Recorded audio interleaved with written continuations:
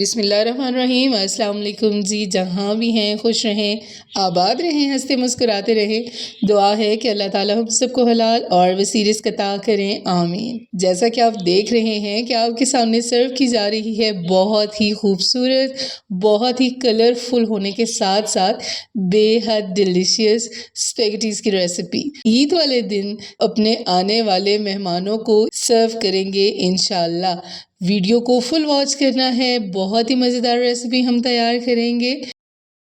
यहाँ पे जी मैंने लिया था एक मीडियम साइज़ का प्याज, उसको मैंने स्लाइस में कट किया था। 5 to 6 टेबलस्पून मैंने कुकिंग ऑयल डाला था, जो वीडियो मुझसे मिस हो गई। ठीक है जी, हमने प्याज को यहाँ पे कर लेना है जी हल्का सा सॉफ्ट। जब प्याज हमारा सॉफ्ट हो जाएगा तो हमने इसमें डाल लेना है कीमा।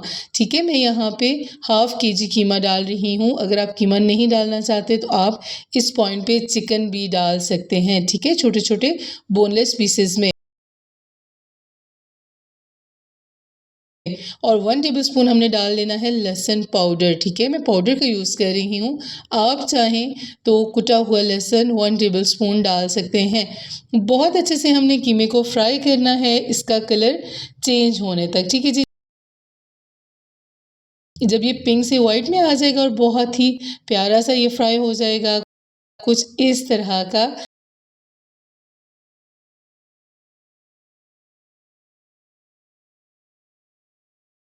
हम इसमें डाल लेंगे ½ कप पानी का कि अच्छे से कीमा टेंडर हो जाए।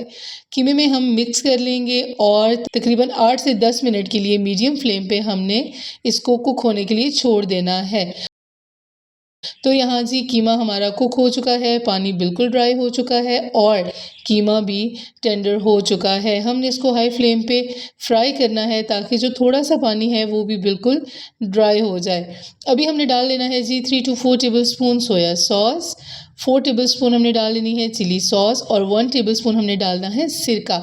सिरके का यूज़ हम ज़्यादा नहीं करेंगे। 1 टेबलस्पून हमने डाला है नमक, 1/4 स्पून हल्दी, 1 टेबलस्पून हमने डाला है रेड चिली पाउडर का, 1 टेबलस्पून हमने डाला है ब्लैक पेपर पाउडर और तकरीबन 5 टेबलस्पून मैंने डाल लिया है केचप का। इसको हमने कर लेना है बहुत अच्छे से मिक्स। हमने जी बिल्कुल ड्राई स्पेगेटीज़ नहीं बनानी, हमने बहुत ही जूसी, बहुत ही मज़ेदार सी बनानी है।